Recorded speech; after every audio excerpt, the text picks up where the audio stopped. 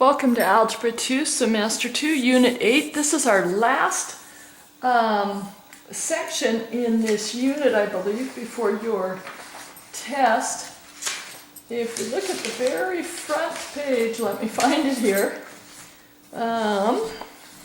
Yes, very front page, page number 1.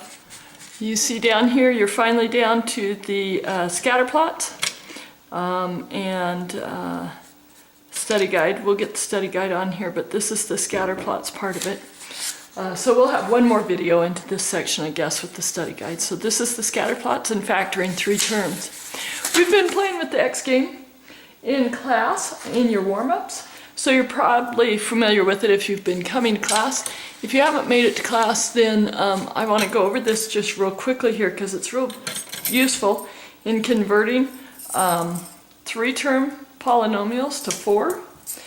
How we play the X game is you look for 2 numbers that will equal the bottom number when they're multiplied and the top number when they're added together. Now, if the bottom number is positive, then you know that the signs on these 2 numbers need to be the same. So I would guess, okay, so they need to be either positive, positive, or negative, negative. Well, when we look up here, they have to add to be a negative number. Positive numbers will never add to be negative. So that tells me that these 2 numbers need to be a negative and a negative. So I look at 6 and I think of all my factors of 6. 1 times 6, 2 times 3, and that's all the more factors that I can think of. So now I ask myself, well, what do they add to? 1 and 6 add to be 7, 2 and 3 add to be 5. There they are. There's my 2 factors, and it does not matter which order I write them in. So now going to the next one, my product number is a negative. That tells me that I have a negative and a positive because opposite signs create that negative product. Now it doesn't matter whether I put the positive here or here. I just chose to put it there. So now I think of all my factors of 35. Factors of 35, I've got 1 and 35. 2 won't go in there, 3 won't go in there, 4 won't go, 5 goes in there, 5 times 7. Well, now this time, because their signs are opposite, I'm looking for what the difference is. The difference between 1 and 35 is 34, but the difference of 7 and 5 is 2. So I'm going to put 7 either here or here, and 5 in the other spot. I know that the number that's farthest from 0 needs to be negative because I end up with a negative answer when I add them. The number farthest from 0 is 7, so I put 7 with the negative. And then 5. So I double check this. Negative 7 times positive 5 is negative 35. Negative 7 times positive 5 is, adding negative 7 plus 5 is negative 2. So there we go. Again, this is page 14. It's right up at the top of page 14. And it's just the X game. If you've already played it in class, you can move a little bit more forward in the video. I'm going to continue to go over these. Positive 12 means that their signs will be the same, so it's going to be plus plus or minus minus. Because this is a plus, I know it's going to be plus plus. Now I think of all my factors of 12, and 3 and 4 are factors of 12 that add to be 7.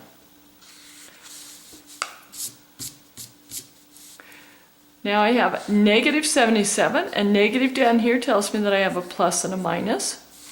And I think of my factors of 77. I have 1 and 77.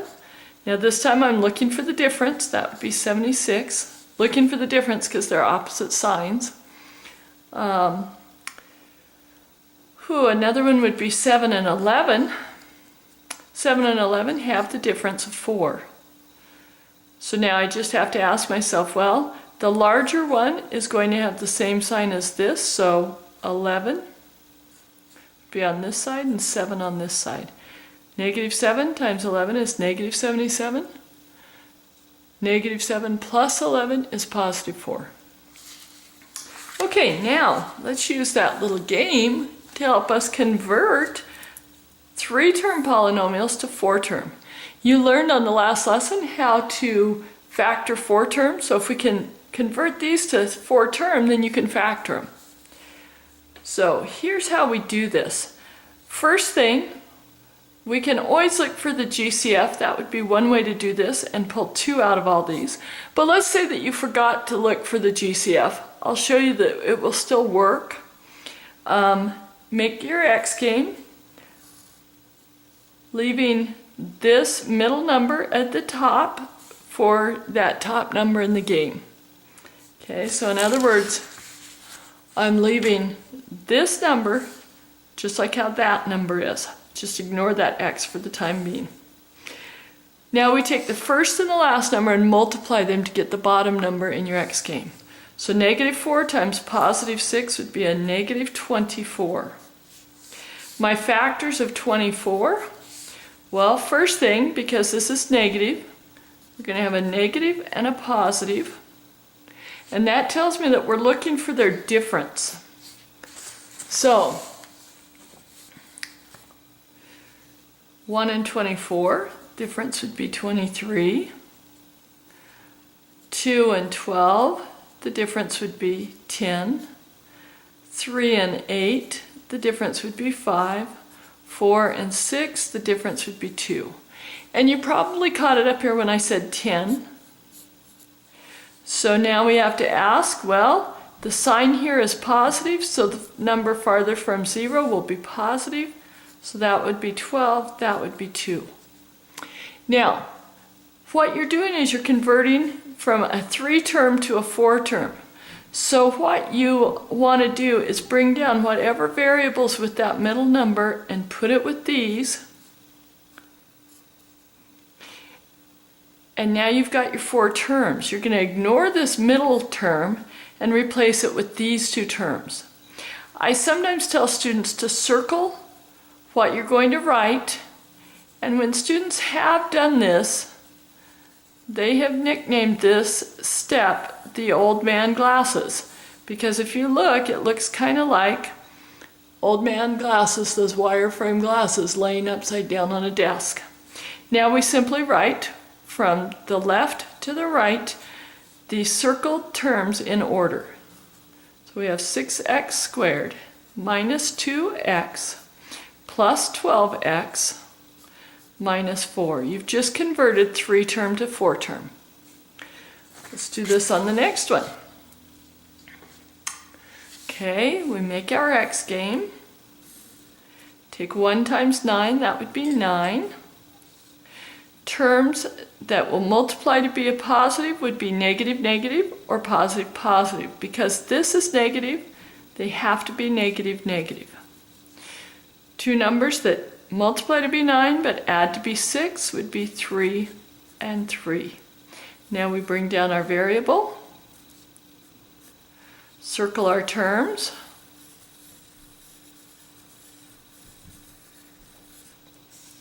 and we have 9x squared minus 3x minus 3x plus 1. Okay. Last equation here. Again, you could always do your GCF factoring to get smaller numbers. 4 would go into all of these. You could do that. It'll still come out the same in the very end.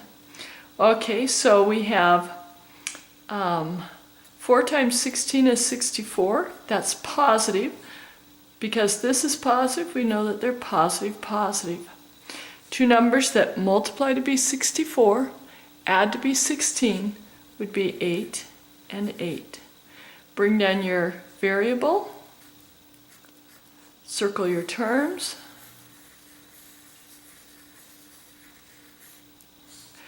and write the 4-term polynomial that you've converted the 3-term polynomial into. Okay, go back, pause that video if you need to, as you're going through this. Now it says to factor the 4 terms, make sure the binomials are in lowest terms. So if we rewrite 6x squared minus 2x plus 12x minus 4. From yesterday's lesson, remember you underline the first 2 and pull out everything that's common. 2 will go into both 2 and 6, and then your lowest term on your variable is x. 2x times 3x is 6x squared minus 1, because negative 1 times 2x is negative 2x. Now we take this binomial and we write it again right here. 3x times what will give us 12? That would be a plus 4. Plus 4 times negative 1 is negative 4. Now we factor out the 2 binomials that are the same. 3x minus 1. And what's left is 2x plus 4. Now, do you see how this can still have a 2 removed? If you had removed it way back here at the beginning, it would be out front and you just bring it into your answer. If you haven't removed it, then it's right here. We need to pull it out to the front. So pull it out to the very front. That would be x plus 2. And now don't forget to bring down your 3x minus 1. There's your final factor form. Okay, next one. Pause the video and go ahead and work this one. And I will work it here and have the answer for you when you turn it back on.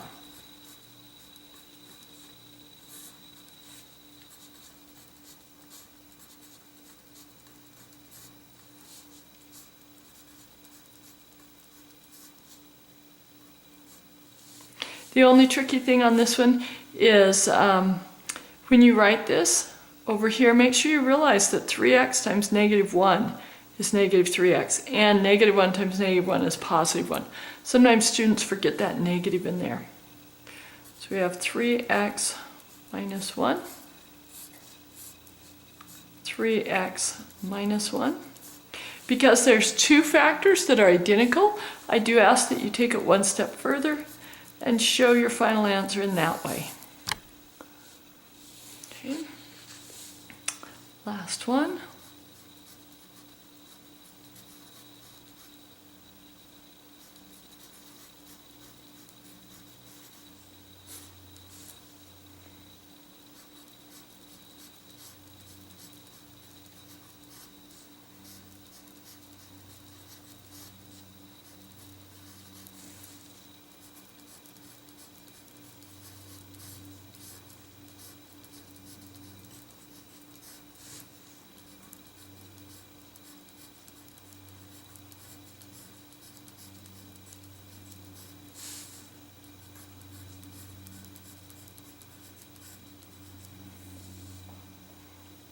Okay, make sure to ask questions in class if you have any questions on those.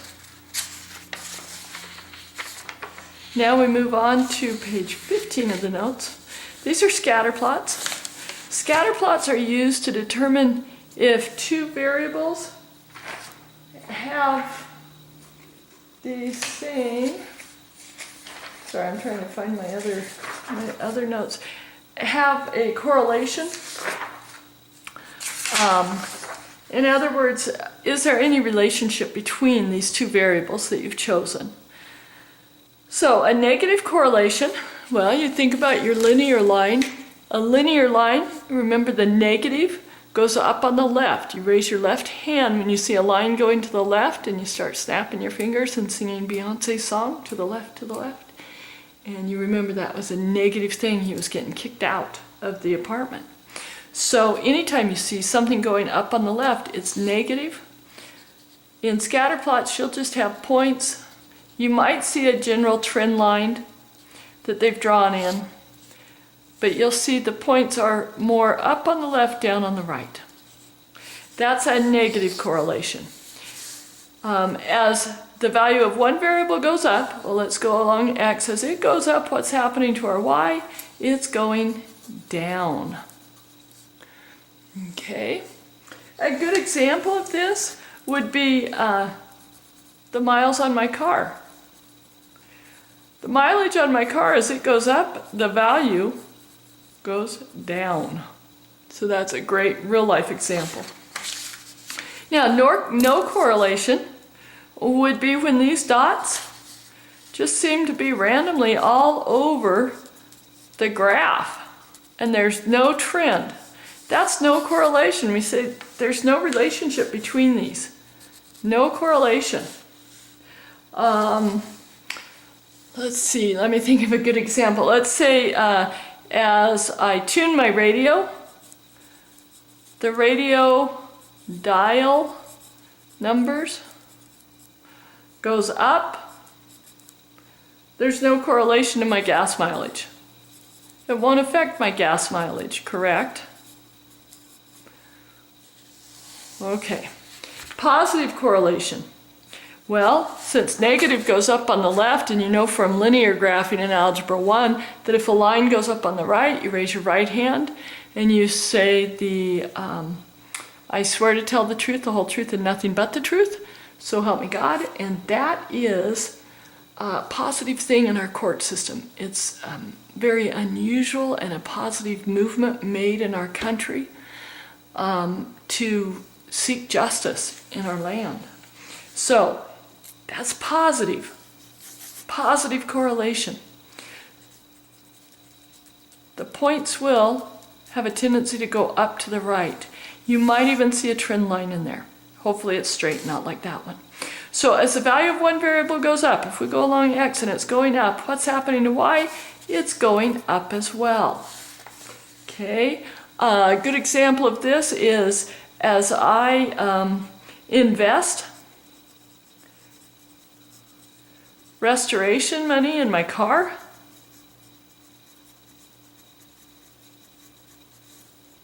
as I put money into my car, the value of the car goes up. If I take care of it, it goes up. Okay, so that is Scatterplots. On the back side, bring this to class. You're going to have an in-class independent activity where we're going to pull data off of the attendance records in my classes, and we will see if there's a correlation between attendance and the grades that you're getting in class, not you specifically, but all the students that are registered in my classes. We want to see if attendance related to grades. Go ahead and make your prediction, whether you think there will be a positive, a negative, or no correlation. Let me know what you think before you start the study. Thank you very much. Have a good day.